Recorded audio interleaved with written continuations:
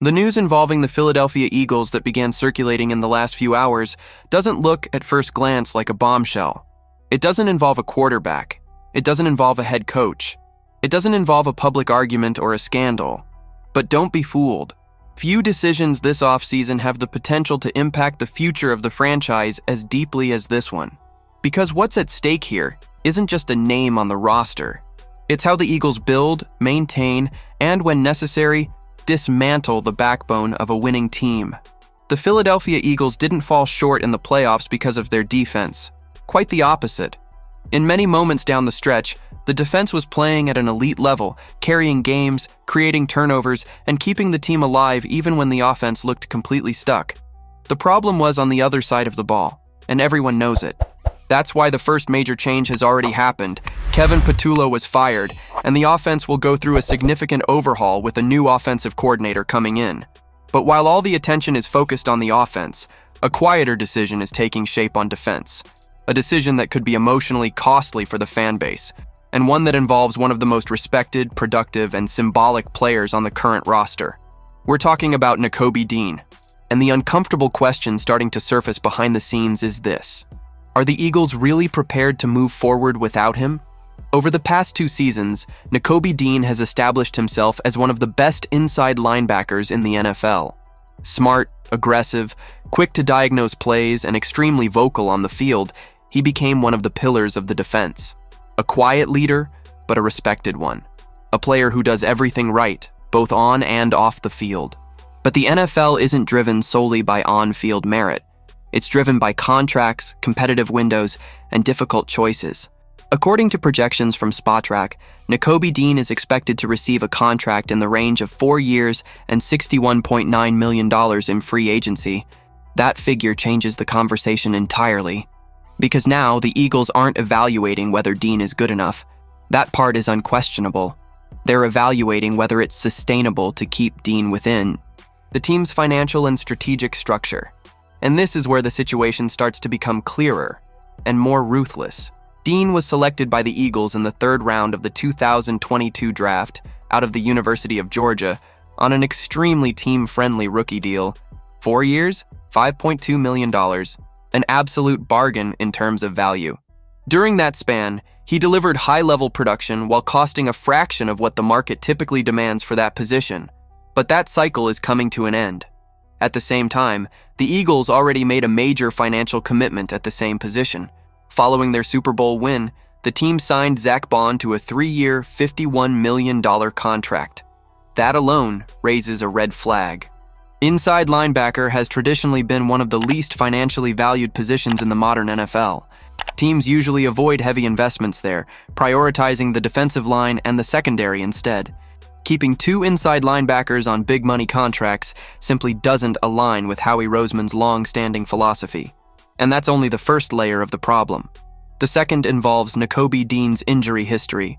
In 2023, he missed 12 games due to a Lisfranc injury to his foot, one of the most delicate injuries a football player can suffer. In 2024, something even more serious followed. A torn patellar tendon suffered in the Eagles' wild card win over the Green Bay Packers. That injury caused him to miss the first 7 games of the 2025 regular season.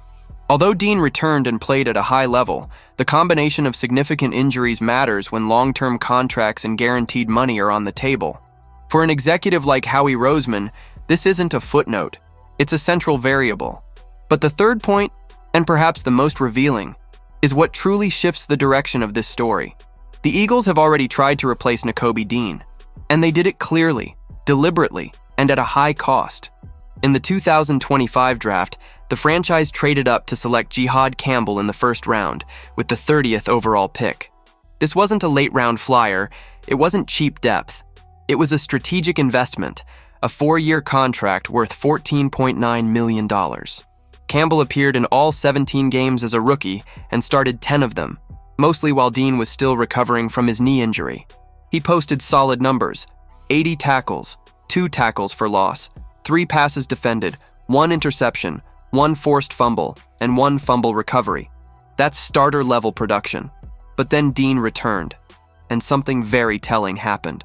In the season-ending loss to the San Francisco 49ers in the NFC wildcard round, Jihad Campbell played just one defensive snap. One.